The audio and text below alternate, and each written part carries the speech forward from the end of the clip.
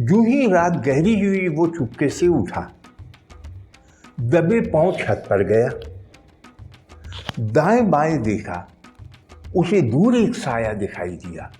वो दुबक कर बैठ गया। कुछ देर बाद बाहर निकला तो हर्षु सन्नाटा था।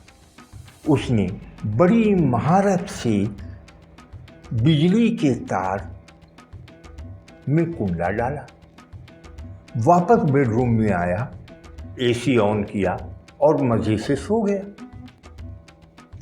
सुबह उठने के बाद पहले उसने कुंडा हटाया, फिर तैयार हुआ और यूनिवर्सिटी जा पहुंचा।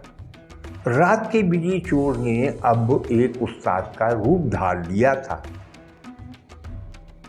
जो तुलबा को अखलाकियात पर लेक्चर दे रहा था।